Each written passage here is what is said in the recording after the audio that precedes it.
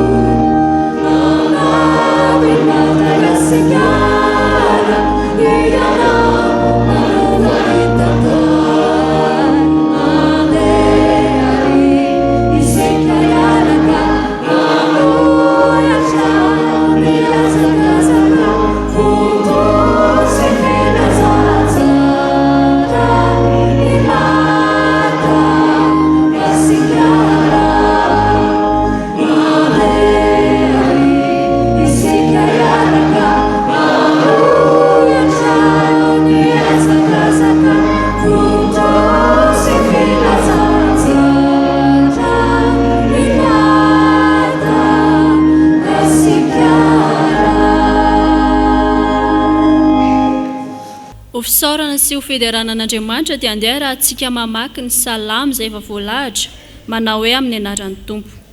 Vohainy vavahady ny famarinanao aho, hiditra aho ka hijeran'i Jehovah. Ity ny vavahadin'i Jehovah, ny marina no hiditreo. Hijeranao aho fa efa namaly ahy ianao, ka efa famonjena. Ny vato izay nilavy ny mpanao trano no efa tonga fehizoro indrindra. Avy tamin'i Jehovah izany, ka mahagaga eo masontsika. Amen. Yeah.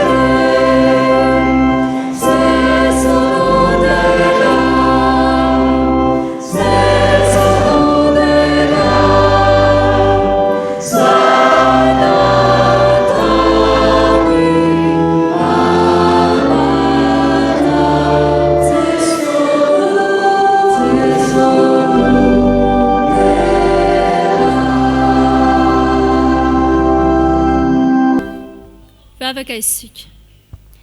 Andriamanitra, ianao ilay Andriamanitra marina sady manam-pahamarinana. Ianao no manam-pahefana amin'ny zavaboary rehetra sady mandahatra izany.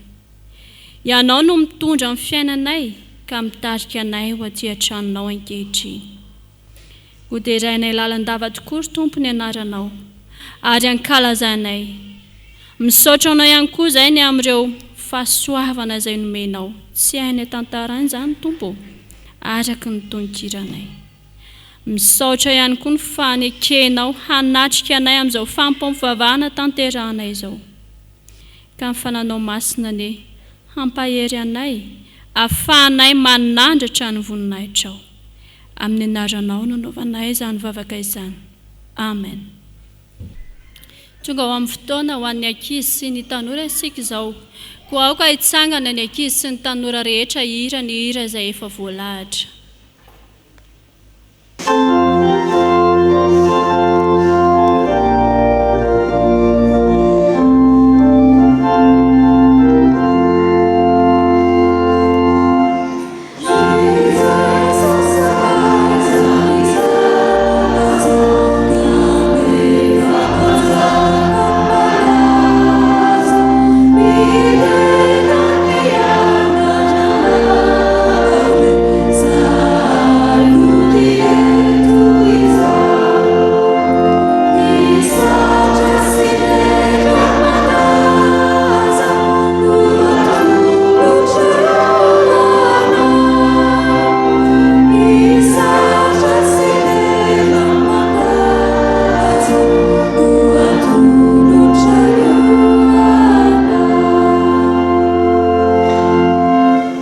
Miarahaba ny ankizy sy ny tanora rehetra amin'ny anaran'i Jesosy Kristy. Andeha hivavaka isika. Jesosy, maminay ary fifalianay ankizy sy tanora indray ny haino anao amin'ny alalan'ny teninao ankehitriny. Koa mitaria anay. Amen.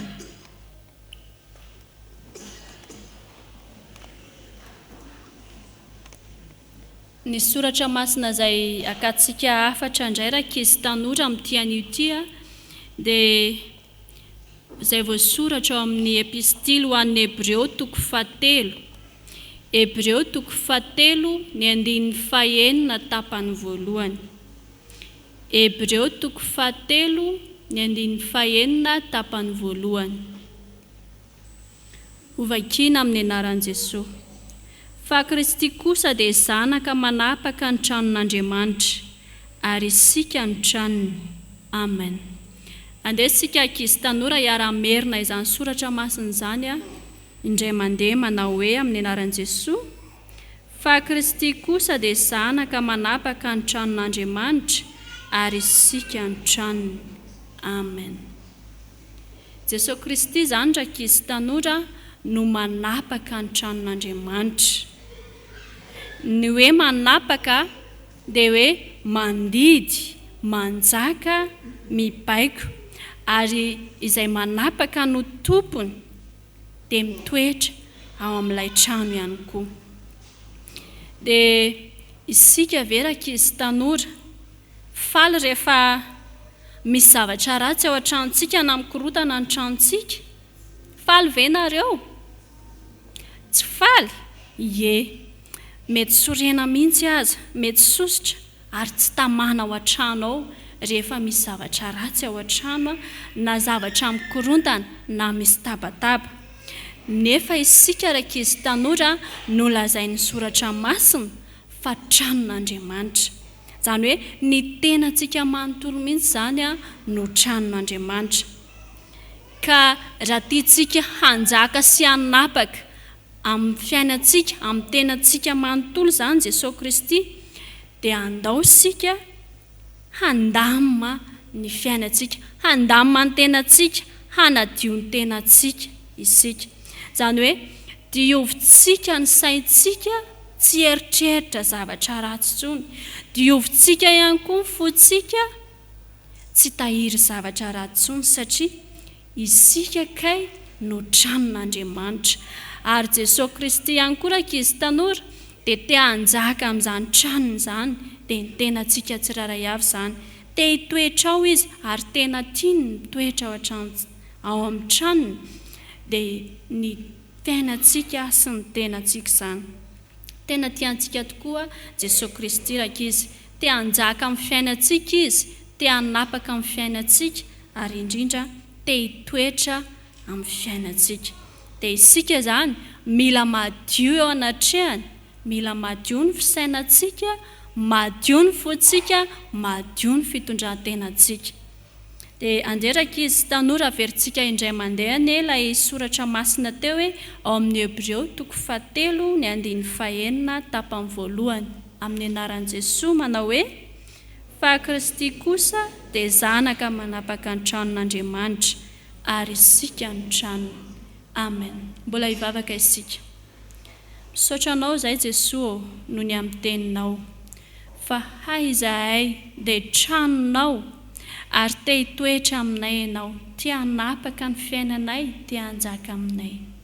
Dia ankehitriny ampianaro izay ankizy tanora ary tario mandrakariva mba hanadio izany trano tianao hitoeran'izany ary hanaiky koa izahay fa ianao no hiditra eo amin'ny fiainanay. Misaotra Jesosy. Amen.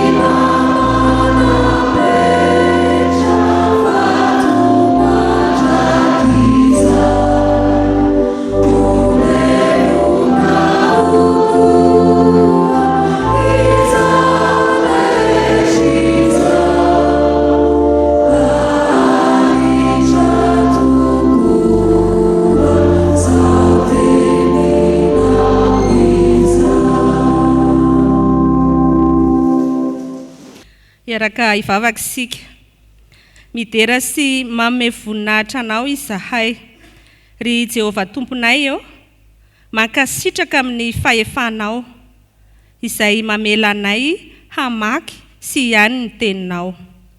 Mangataka ny fanahy masina hampangina izay rehetra tsy avy aminao ka ho voavaky tsara ny teny ary ho voarain'ny olona ny afatrao. Afatra izay mitondra amin'ny famonjena. Dia amin'ny anaranao Jesosy, tompon'ny fanjakana, manapaka amin'ny fireneny samihafa no anaovana izany vavaka izany. Amen. Iaraka hamaky sy hiaino ny soratra masina isika.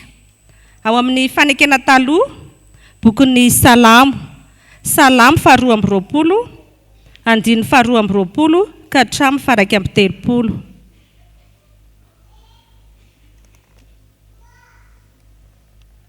Rehefa hita dia hovakiana amin'ny anaran'ny Tompo. Hitory ny anaranao amin'ny raha laiko aho, eo amin'ny fiangonana no hiderako anao. Ianarao izay matahotra an' Jehovah, midera azy. Ry taranak'i Jakoba rehetra, manomeza voninahitra azy, ary matahora azy ry zanak'Israely rehetra.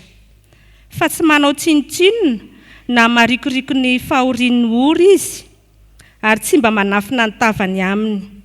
Fa raha mitaraina aminy ireny, dia miaino izy. Avy aminao no ahazoko manao fiderana eo amin'ny fiangonana lehibe. Ny voadiko dia efaiko eo anatrehan'izay matahotra an' Jehovah. Hihinana ny mpandefitra ka ho voky. Hideran'i Jehovah izay mitady azy. Ho velona mandrakizay ane ny fonareo. Atsiaro ka hiverina ho an'i Jehovah ny faran'ny tany rehetra, ary iankohaka eo anatrehanao ny fokon'ny fireneny samihafa. Fa an'i Jehovah ny fanjakana, ary manapaka amin'ny fireneny samihafa izy. Hihinana sy iankohaka ny mpanefefo rehetra ambonin'ny tany. Eo anatrehany no iondrehan'izay rehetra efa hidina any amin'ny vovoka, ka tsy mahavelona ny ainy. Isy taranaka anompo azy, ary ny Tompo dia holazaina amin'ny taranaka ho avy. Izy ho avy ka hanambara ny fahamarinany amin'ny olona izay mbola hateraka fa izy no nanao izany.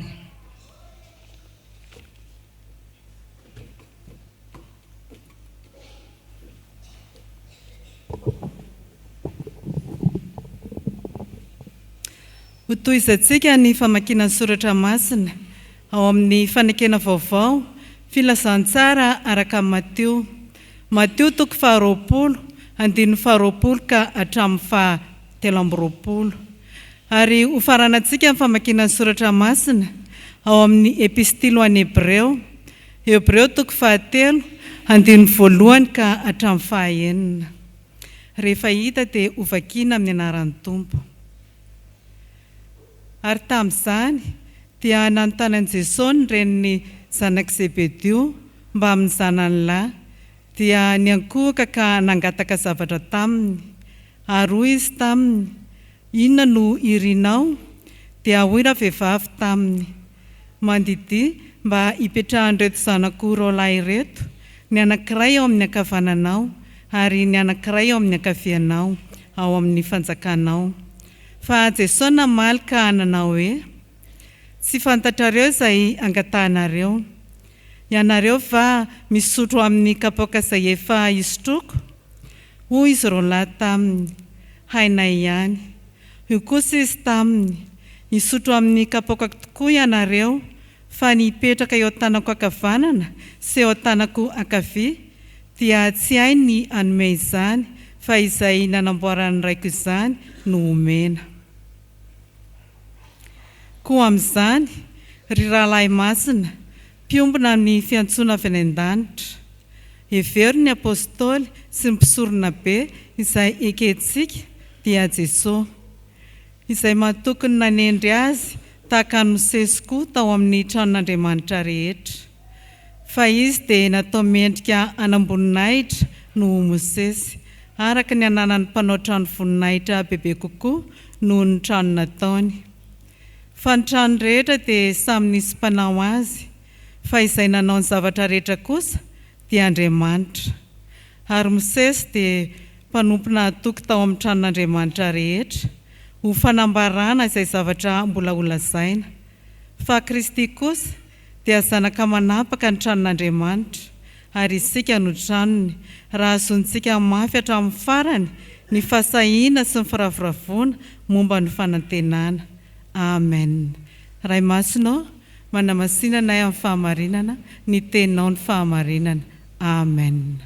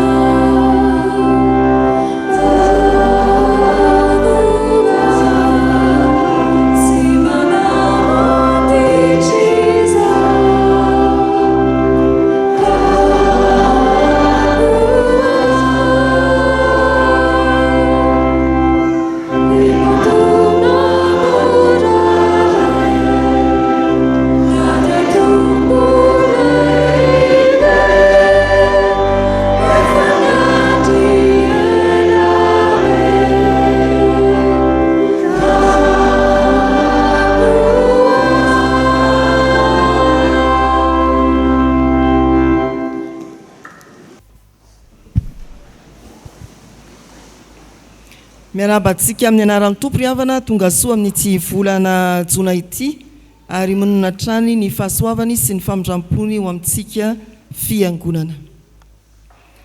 Manapaka amin'ny fahefany ny Tompo izany loha hevitra iompana ny fanompoavahana mandritra ny volana jona ato amin'ny sahany FJKM. Raha ny hira ny aloha ny afatra Andriamanitra teo dia azontsika antsaina avy hatrany fa ankeo amin'ny Hebreo toko 13 andininy fahaenina isika ny amin'izao fotoana ny toriteny izao, ary dia ny fanahy masin'Andriamanitra mbola hitarika antsika hatrany. Hoy ny Hebreo toko 13 andininy fahaenina amin'ny anaran'ny Tompo, fa Kristy kosa dia zanaka manapaka ny tranon'Andriamanitra, ary isika ny tranony, raha azontsika mafy hatramin'ny farany ny fahasahiana sy ny firavoravona momba ny fanantenana. Epistily nosoratana ho an'ny Hebreo, mitodika amin'ireo jiosy tonga kristianina indrindra ary nampaherezana azy ireo izay reraka no ny fanenjehana mitady hiembotra indray hiala amin'izay efa ninony any Kristy. Dia nosoratana izao ampianarana an'ireo mpino jiosy tonga kristianina ireo ny amin'ny fahasamihafan'ny anjely sy Kristy, Mosesy sy Kristy, mpisorona be sy Kristy, satria ireny atokotokon-javatra ireny dia tena ny tana ny fosiny saina ary ny fanahin'ny jiosy, ny anjely, ny mpisorona be, Mosesy dia tena nanana lanjany tamin'izany mpivavaka jiosy zany. Eto amin'ny anjara perikopantsika dia ny fampitahana any Kristy sy Mosesy no ambaran'ny soratra masina, manapaka amin'ny fahefan'ny tompo. Eo amin'ilay andininy fahaenina dia ambaran'ny soratra masina fa i Kristy dia zanaka manapaka ny tranon'Andriamanitra ary isika ny tranony. Tao amina isika mba hiazona mafy hatramin'ny farany ny momba ny fanantenana, hiazona amin'ny fahasahiana sy amin'ny firavoravona ny momba ny fanantenana. Voalohany ary dia ampitaina amintsika fiangonana fa tompo-trano i Kristy ary isika no tranony. Tompo-trano i Kristy ary isika no tranony. Mosesy dia lazain'ny soratra masina eto fa na dia ataon'ny mpivavaka jiosy ho manan-danja azy dia mpanompo ihany tao amin'ny tranon'Andriamanitra izy. Tsy tompo-trano izy fa mpanompo ihany tao amin'ny tranon'Andriamanitra. No hoe trano eto dia tsy hoe rindrina efatra sy varavarana, varavarakely, tohatra, rihana sy ny sisa tsy foto-drafitr'asa, fa milaza indrindra ny fiombonam-be ny fiangonana, milaza indrindra ny ankonan'Andriamanitra dia isika zany. Raha miteny izy hoe isika ny tranon'Andriamanitra, tsy milaza hoe izaho fotsiny na ianao ihany, fa ny fitambaram-be atsika. Manapaka ny fiombonan'ny mpino i Jesosy Kristy. Dikan'izany dia hoe tsy misy fiombonana azo lazaina raha tsy ao amin'ny Jesosy Kristy. Manapaka ny tranon'Andriamanitra izy. Tsy misy fiombonana azo tenenina raha tsy ao amin'ny Jesosy Kristy. Rava tsy hita akory zany fiombonana zany, tsy ankonana iray ny fiangonana raha tsy ao Kristy. Ary raha sary indray no raisina dia ny hoe raha trano zany ka trano ianao trano tapahan'i Kristy dia misy loha anankiray ary Kristy dia any aminao izy, aty amiko izy, any amin'ny tsiraray amintsika izy. Ry havana malala rehetra ao amin'ny tompo, manapaka ny tranon'Andriamanitra ilay Kristy zanak'Andriamanitra, manorina ny fiombonana izy ary mametraka ny fahefany ao anatin'ny fiombonana. Mametraka ny fahefany Kristy eo amin'ilay tranon'Andriamanitra, ilay ankonana masina, ny fianakaviam-be kristianina. Raha miteny hoe manapaka amin'ny fahefany, so diso iana aloha isika fa tsy hoe manampatra fa manapaka amin'ny fahefany. Manapaka amin'ny fahefany Kristy, indraindray dia tsy zakantsika izany hoe manapaka amin'ny fahefana, misy fahefana manapaka. Fa ny voalohany indrindra ao anatin'izany tokony ho eritreretintsika sy saina koa dia lay fiarovana. Ny fahefana tsy maharo, ny vahoaka nanany fahefana dia tsy fahefana. Fa ny voalohany amin'ny hoe manapaka amin'ny fahefany Kristy dia misy hevitra fiarovana ao, ny fiarovana ny vahoaka an'Andriamanitra, ny fiarovana ny ankonan'Andriamanitra, ny fiarovana ny fiombonana. manana fahavalo ry havana ny fiombonana fa miaro zany i Kristy lay manana ny fahefany ao anatin'ny fiangonana. Fifaliana ho antsika zany. Tsongisika dia hoe ay zany tonga dia didiko felehibe ny Kristy tsia. Fa ny tokony isaorantsika ny Kristy manapaka amin'ny fahefany izy dia izy miaro ny fiangonana. Ny zavatra faharoa raha miteny hoe manapaka amin'ny fahefany Kristy dia izy mametraka ny sitrapony mba arahana. Io koa io ilay tsy zakatsika indraindray. Zay zany ny sitrapon'Andriamanitra, zay zany ko. Arahana ankatoavina amin'ny fifaliana zay sitrapon'Andriamanitra zay. Ny fiangonana miombona eo ambany fahefany Kristy dia miombona koa amin'ny fankatoavana ny sitrapony. Manapaka amin'ny fahefany Kristy ary mametraka ny sitrapony eo amin'ny fiangonana. Fa manapaka amin'ny fahefany Kristy dia mandrindra sy mandamina ny zavatra rehetra. Raha eny an-dalambe isika dia mahita an'ireny mpitsoka kiriko ireny, ny mpitandro ny filaminana amin'ny famovozana. Alamina ianao dia miandry adiny indray dia miandry. Fahefany iny. Fa raha miteny koa hoe manapaka ny tranon'Andriamanitra Kristy dia tsarovo ry havana, mandamina sy mandrindra izy. Mandamina sy mandrindra ny fiainantsika tsirairay izy. Mandamina sy mandrindra ny fiainantsika fiangonana isan-tokantrano izy. Mandamina sy mandrindra manapaka amin'ny fahefany ny fiainan'ny fiangonana manontolo izy. Tsy mpanofa trano Kristy fa tompo-trano ary manapaka ao anatin'izany trano zany izy.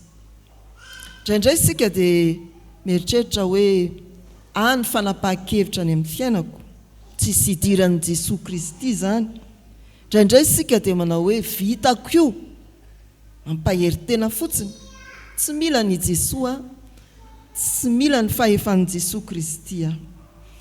Ravana malala, amin'izao fetretana ny fanapahan'i Kristy eo amin'ny fiainan'ny fiangonana sy ny fiombonan'ny fiangonana izao, eo amin'ny fiainako sy ny fiainanao, eo amin'ny fiainantsika izao.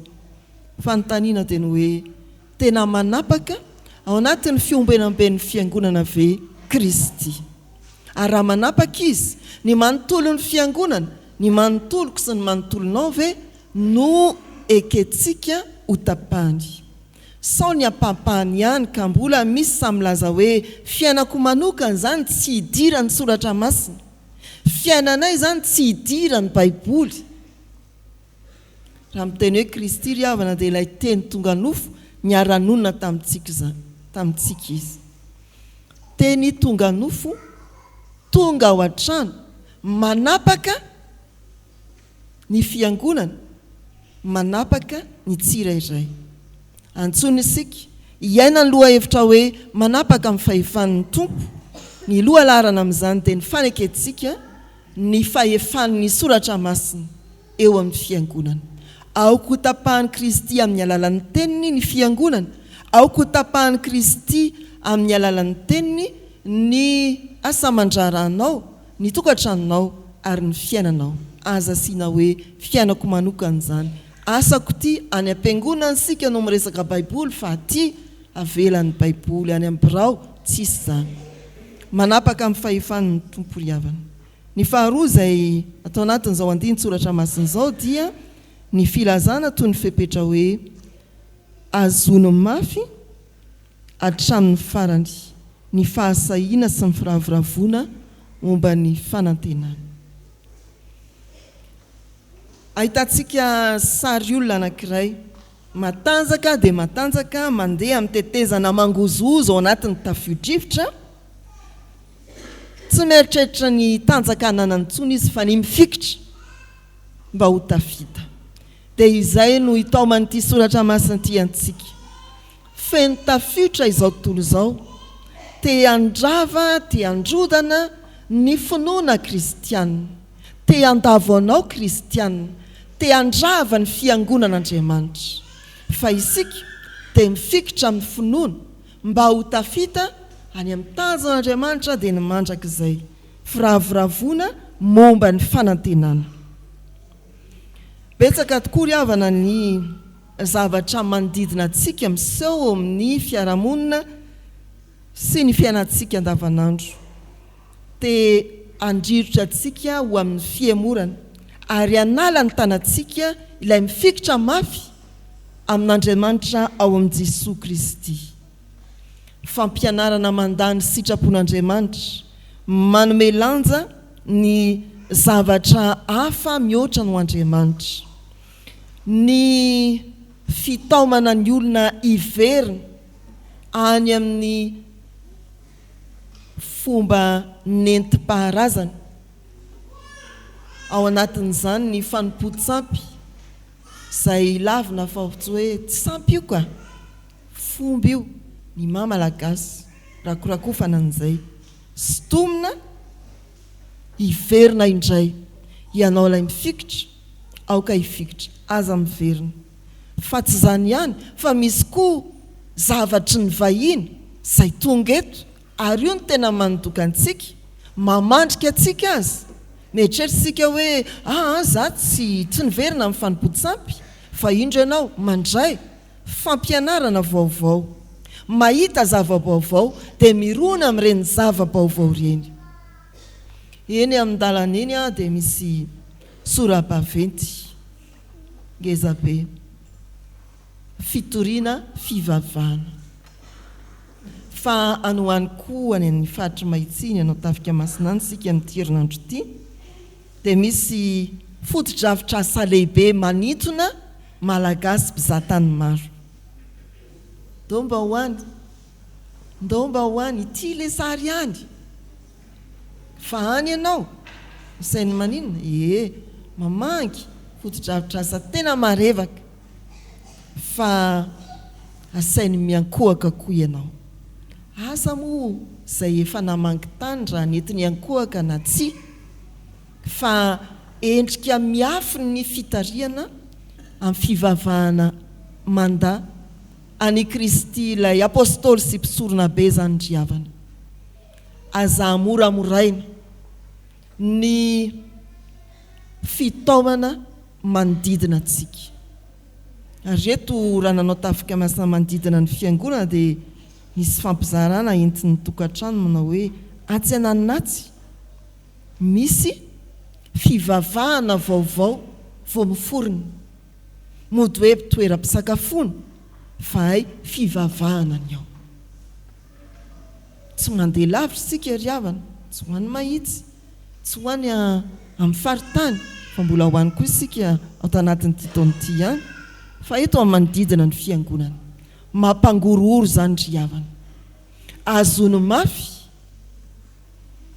ny fanantenana kristianina, azony ampifaliana na latsaka ankaterena azy ny kristianina te hijoro vavolombelona tahaka an'ireo jiosy kristianina tamin'ny andron'ny fanenjehana, aokisika hiazona mafy amin'ny fahasahiana sy ny firavoravona ny amin'ny fanantenantsika. Ry havana malala rehetra amin'ny tompo hoe tia mpamaranana tadidio fa tompotrano Kristy, manapaka izy miaro, manapaka izy mitarika amin'ny sitrapony eo amin'ny fiainantsika, manapaka izy mandamina sy mandrindra ny mombantsika sy ny momba ny fiangonana. Tsarovy ny azona mafy izay efa ninontsika, fa tsy mbola nanenina isika. Raha nifikitra tamin'ny tompo tao anatin'ny fizahantsoetra, raha nifikitra tamin'i Jesosy tao anatin'ny fanenjehana, tsy mbola nanenina isika. Raha mbola mipetraka hatramin'izao, raha mbola miorina hatramin'izao ao amin'ny finoana kristianina, sambatra izasy ianao, sambatra isika raha mamela ny Kristy anapaka ny fiombonantsika, anapaka ny fiombonan'ny isa-tokantrano, anapaka ny fiainan'ny tsirairay. Ho an'Andriamanitra ny voninahitra. Amen. Izany ry havana no sitrapon'Andriamanitra izay tiany ho arahintsika. Andeha kosa isika hiara-nonina ny hoe sambatra mahitsy lalana izay mandeha araka lalan'i Jehovah, sambatra izay mitandrina ny teny vavolombelona ka mitady azy amin'ny fonindrehetra. Amen. Mbola hivavaka isika. manapaka amin'ny fahefahanao ianao tompo ka mampafantatra anay fa mametraka izany fahefahanao izany ho ao amin'ny tranonao. Miaro ny fiombonanay vahoakanao ihany koa ianao ka miazona ny fanantenan'ny olonao. Tsy manaiky izany fahefahanao izany nefa izay Andriamanitro, ary tsy mety miazona ny fanantenanay, fa raha mila fiarovana izahay dia tsy ianao ny tadiavinay fa zavatra hafa ety amin'izao tontolo izao. Ary indrindra tompo, mora voasariky ny rendrarendra n'izao tontolo izao izahay, kanefa ny tsy fanarahanay ny sitraponao Andriamanitra dia fahotana eo anatrehanao. Ary ny soratra ao masina dia efa nilaza taminay fa fahafatesana ny tambon'izany ota izany. Koa miondrika eto anatrehanao izay Andriamanitro, no ny elokay izay manavesatra anay, no ny fahotanay izay mandifotra anay. Ny ratsy vitanay no namotika ny fiainanay, ny ratsy nataonay no nandrotika ny fonay. Koa mifona aminao izay ankehitriny. Ekeo ny fibebahanay izay atolotrahany eo anatrehanao. Amin'ny anaran'i Jesosy ary ny ifonanay sy ivavahanay toy izany. Amen.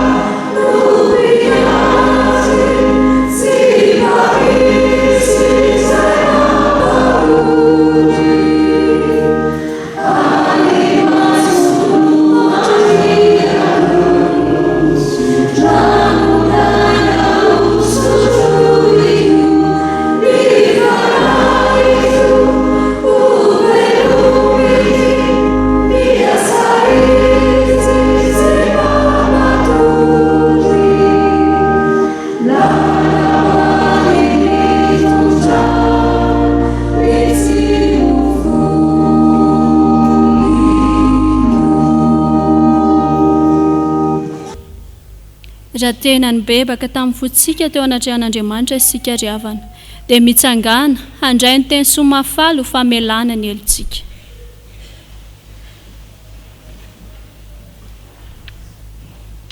Hoy ny Tompo, fa izay rehetra nandray azy dia nomeny hery ho tonga zanak'Andriamanitra, dia izay mihinana anarany, dia ireo izay tsy nateraky ny rà na ny sitrapon'ny nofo na ny sitrapon'ny olona, fa naterak'Andriamanitra. Ary ny teny dia tonga nofo ka nonona tamintsika. Koa ambara ry havana fa voavelany elokareo no ny anaran'ny masina. Miderany Tompo, sambatra ny olona izay voavelany elony sy voasarona ny fahotany. Sambatra ny olona izay tsy sain'i Jehovah eloko ary tsy misy fitaka ny fanahy. Amen. Thank you.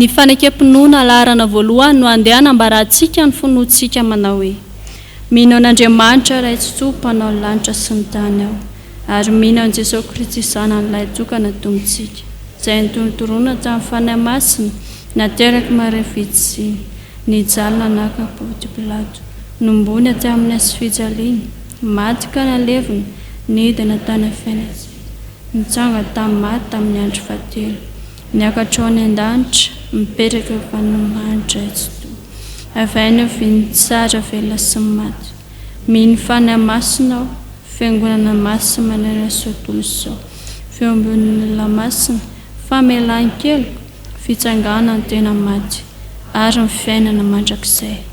Amen.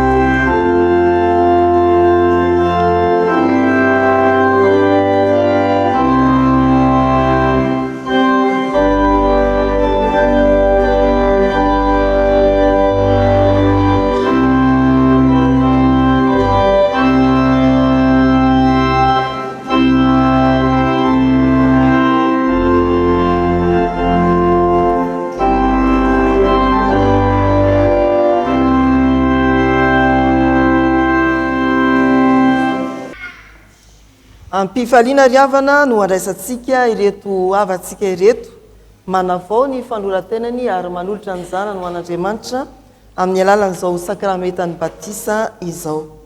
Eno indray ny teny hanorenan'ny fiangonana ity sakramenta ity. Hoy Jesoa, efa nomena ny fahefana rehetra ny an-danitra sy ety an-tany, koa mandeha any ianareo dia ataovy mpianatra ny firenena rehetra, manao batisa azy ho amin'ny anaran'ny Ray sy ny Zanaka ary ny fanahy masina, sady mampianatra azy hitandriny izay rehetra nadidiko anareo. Ary indro izao momba anareo mandrakariva, ambara-pahatonga ny fahataperan'izao tontolo izao. Ary ahoriko ny fanekeko ho amiko sy ho aminao mba mitaranaka mandimby anao hatramin'ny taranaka faramandimby. Ny fanekena mandrakizay mba ho Andriamanitra ao sy ny taranakao mandimby anao aho. Ary tao amiko ny namorana anareo tamin'ny famorana tsy natao tanana, tamin'ny fanesorana ny tenany nofo, dia tamin'ny famorany Kristy, fa niarany levina taminy ianareo tamin'ny batisa, izay niarahanareo natsangana taminy koa no ny finoana ny asan'Andriamanitra nanangana azy tamin'ny maty. Fa ianareo rehetra dia zanak'Andriamanitra amin'ny finoana ny Kristy Jesoa, fa na iza ianareo no natao batisa ho an'ny Kristy, dia nitafy an'ny Kristy tsy misy intsony, na jiosy, na grika, na andevo, na tsy andevo, na lahy na vavy, fa iray ihany ianareo rehetra ao amin'ny Kristy Jesoa. Noho izany ary ray aman-dreny niteraka sady mpiantoka dia mangataka anareo hanao ny fanekena eto anatrehan'Andriamanitra sy ny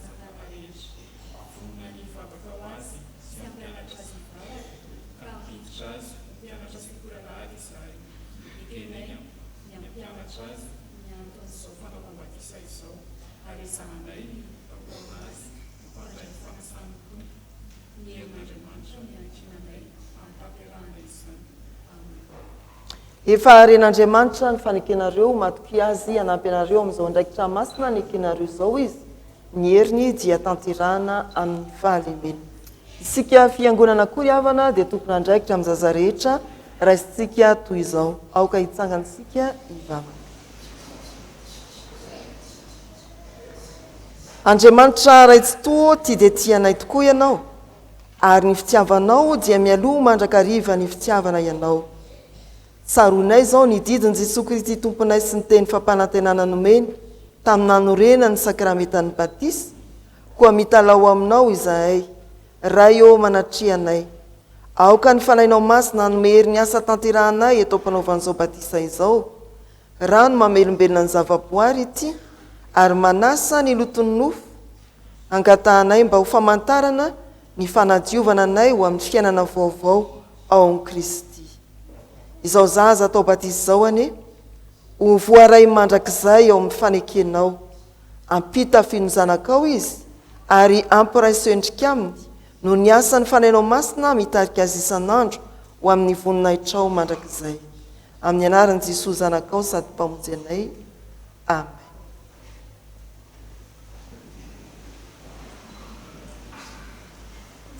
Andriana valona ary vetso sy toay. Zao anaka manao batisanao amin'ny anaran'ny Ray sy ny Zanaka ary ny Fanahy Masina. Ho aminao mandrakariva ny Tompo. Amen.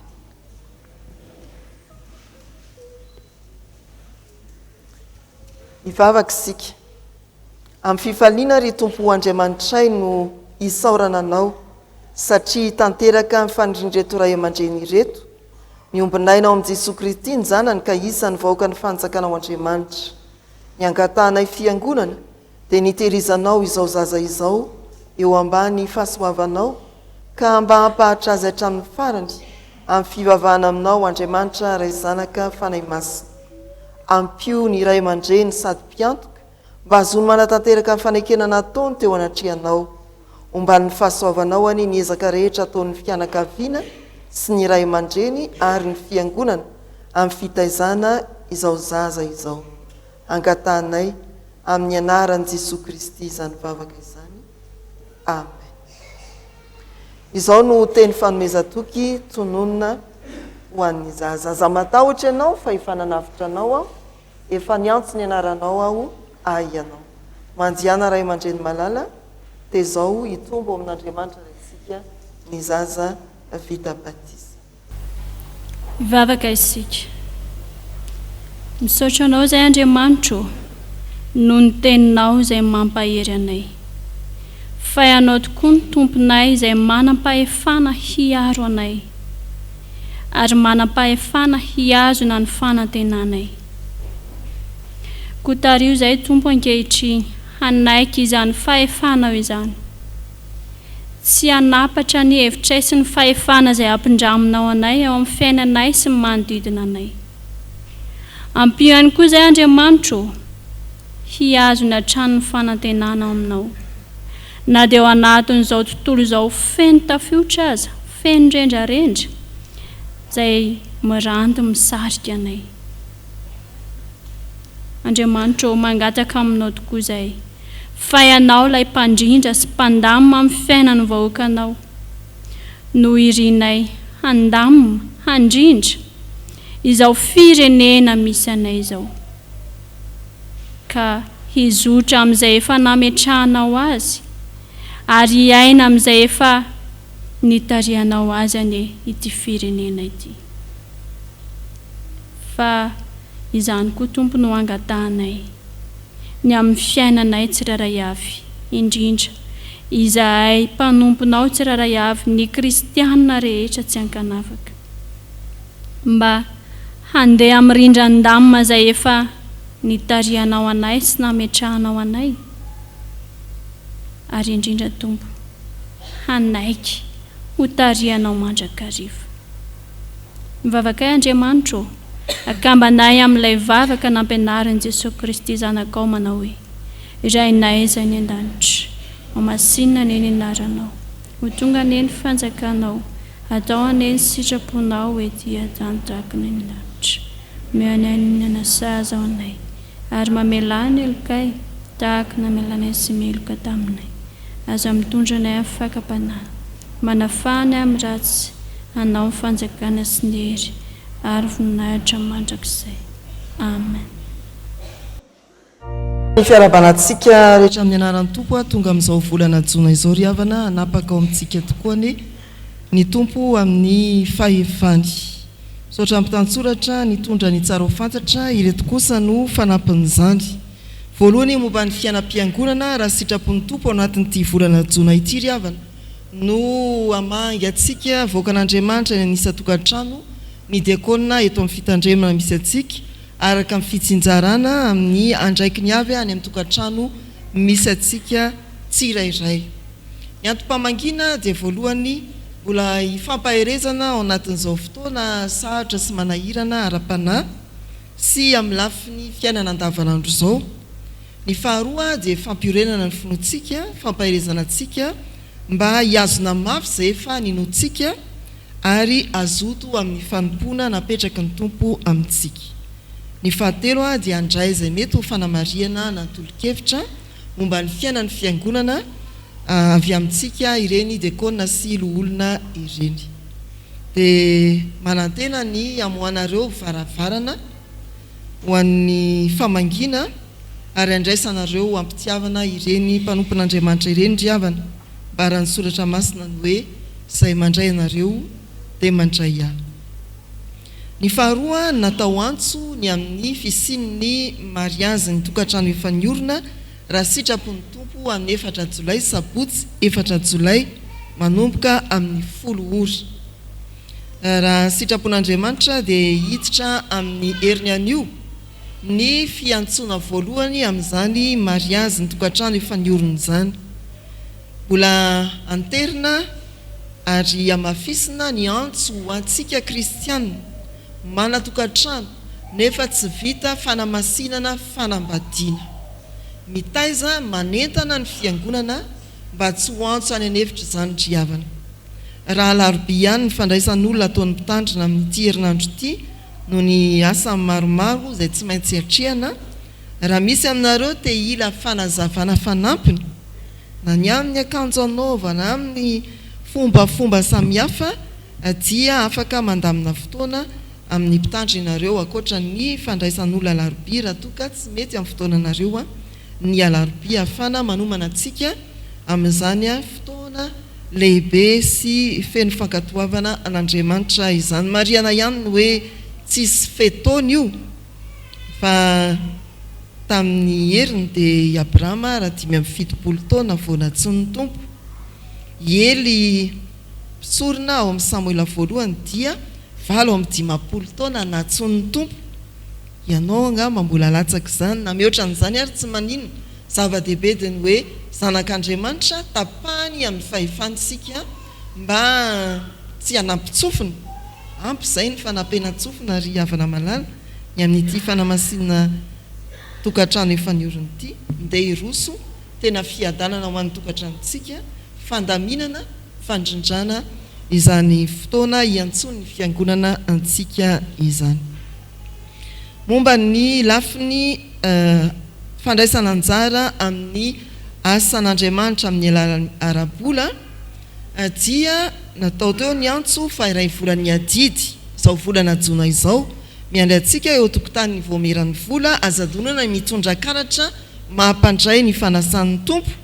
Raha tsy nanany sika na sanatria very dia aza misalasala maka karatra ao amin'ny sekretera mpandrara sady vaovao izy eo mangazy fotsiny ny lokony. So ndray hoe nena mavomavo aloha sy loko mangazy fotsy dia diako manao very karatra. Azadonana mitondra karatra mandritra n'izao ray volan'ny adidy izao. Raha sitrapon'Andriamanitra koa amin'ny heriny anio ny atao hoe aladin'ny fahasoavana, tsarofa ny fahasoavana, tsy hoe ilay na faly ihany fa indrindraindrindra na fahatsika ny joro tao anatin'ny zavatsarotra. Raha nieritrerisika hoe vitako ve ny atrika tsy fahafahana fanadina no ny fahasoavan'Andriamanitra vitanao zany ary afaka manohy indray ianao amin'ny tao-pianarana manaraka. Vitako ve ny atrika ny fahoriana lehibe iny tsy fahasalamana ngezabe. Vitanao zany tsy noho ny herinao fa ny fahasoavan'Andriamanitra. Ary akoatran'izay izay mahazatra antsika ny hoe nambininy ianao tamin'ny ezaka nataonao amin'ny asa, nambininy ianao tamin'ny fitsaboana, nambininy ianao tamin'ny zavatra samihafa, dia izay voabango ao anatin'ny hoe fahasoavana avokoa. Miomana ary mba tsisy diso anjara fankasitrahana an'Andriamanitra noho ny fahasoavana izay nomena antsika isika manomboka amin'ny kely indrindra ka hatramin'ny lehibe indrindra. Ny manaraka dia momba ny aim-panahy ny fiangonana. Amin'ity volana jona ity koa no fisokafany taom-pianarana katekomenina koa dia mbola mamerina ny antso ho antsika amin'ny alalany voamerany ampanahy efa lesona faharoa ny androany mariana fa lesona 7 farafahakeliny voazo aroso eo anatrehan'ny fiangonana ny katekomena anankiray mba ho raisina ho mpandray ny fanasan'ny tompo dia mampahafantatra koa ary mbola manentana antsika ny voamerany ampanahy mba hanaja ny ora fidirana sy ny ora firavana zany hoe iara-manomboka ny fanompovavana sika dia miara mamarana tsy misy miditra eny atenatena ny fanompovavahana ary tsy misy iala mialoha ny tsodrano izany koa mantsy ry havana dia fanajana ny liturjia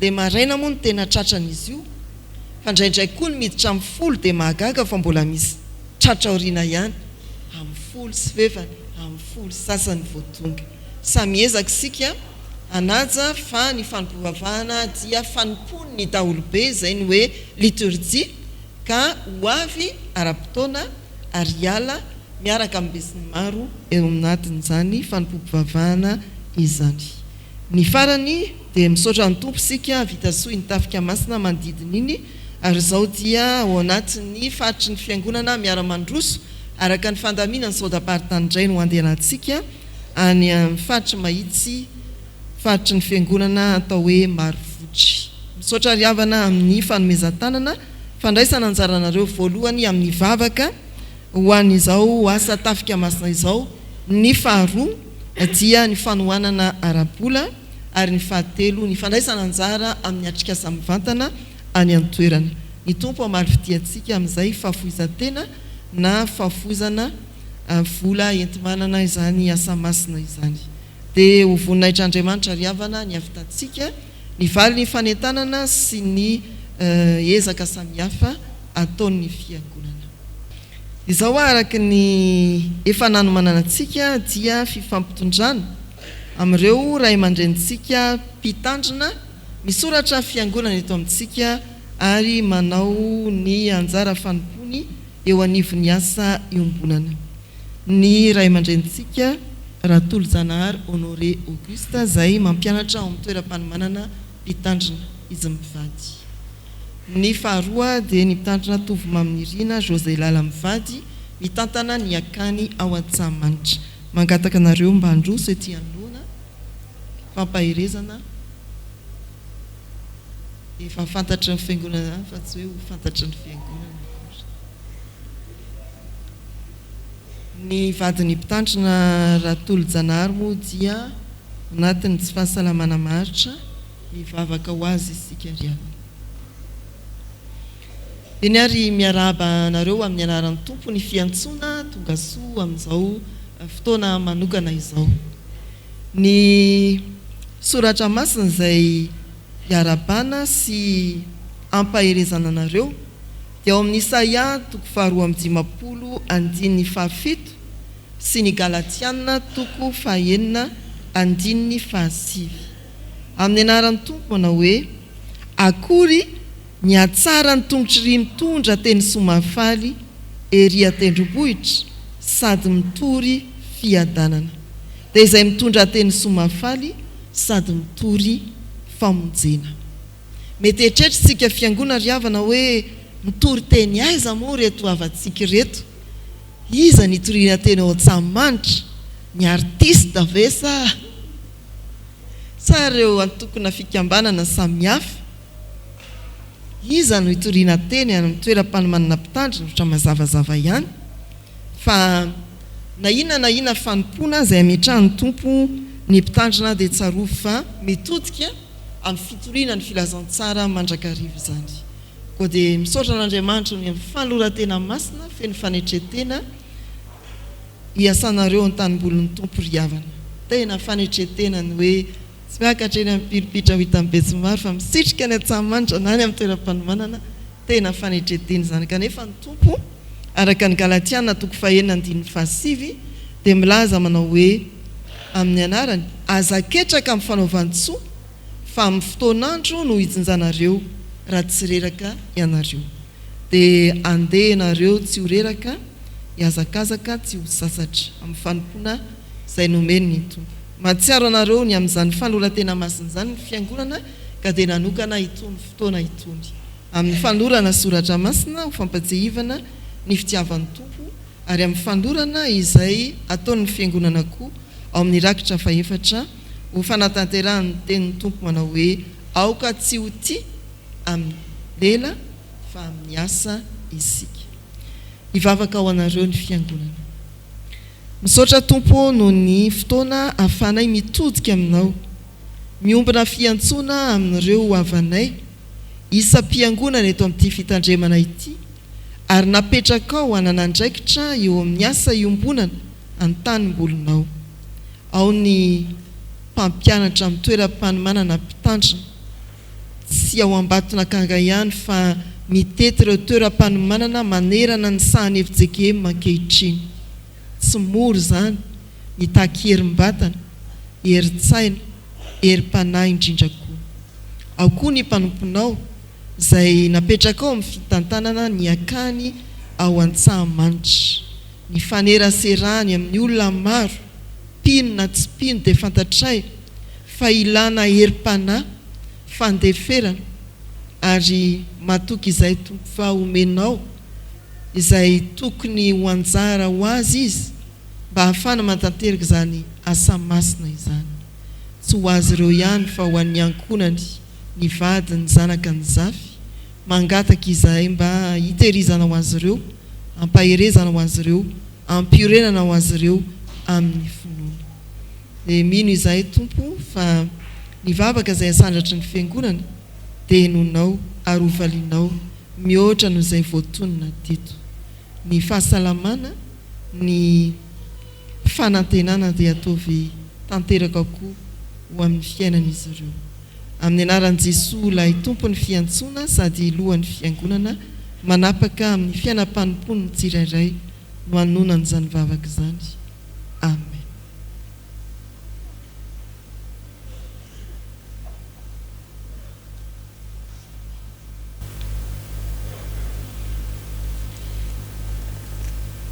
Riavana malala amin'ny tompo zao no ambaran'ny tenin'Andriamanitra.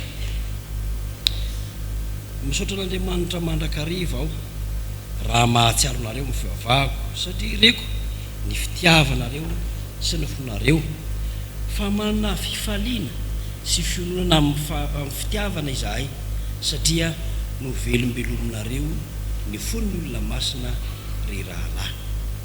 Izany no anolorana fisaorana ny fiangonana eto amin'ny fitandremana FJKM isotro fitiavana mahatsiaro ny mpiasa iombonana mpitandrina izay mivavaka eto an-toerana. Ny mpitandrina Ratonjanaro Auguste moa zany mpampianatra amin'ny toeram-panomanana misy rafitra vaovao ankehitriny manao asa misionera ka ny taranjam-pianariny dia hitetezany ny toeram-panomanana rehetra fianaran-tsoa mandry tsara Ambatonakanga, Ambatonazaka ary Neny Vato. Izay no andraikitra lehibe ary ny tenanay izy eo Antsahamanitra eo amin'ny tafika masina dia niady amin'ny zava-mahadomelona sy ny zava-mahamamo sy ny fitezana ireo kilasy mandry izay sorana ny tompo fa nisokatra tamin'ny tompianarana teo ny fampiatrona ny mpiomanam-pitandrina FJKM sy ny mpiomanam-pampianatra FJKM ary ny mpianatra ny universitén'ny FJKM sy ny universitén'ny FFPM. Mahatsiaro anay ianareo dia misaotra nareo izay no ny asa lehibe izany fa Andriamanitra tsy mba tsy marina ka hanadino ny asanareo raha nanompo ny olona masinareo sady mbola manopy ihany. Mankasitraka mankatelina misolo tena ny mirahalahy. Misaotra tompoko. Thank you.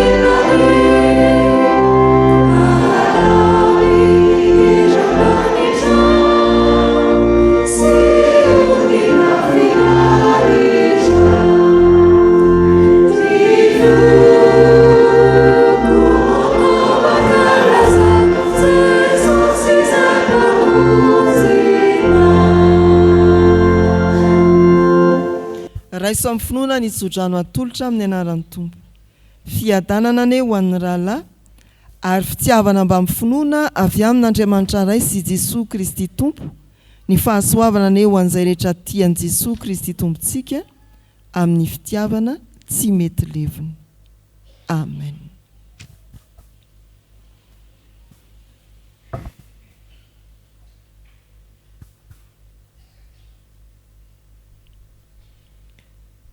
Ho an'Andriamanitra irerianany ny voninahitra amin'ny anaran'ny Ray sy ny Zanaka ary ny fanahy masina.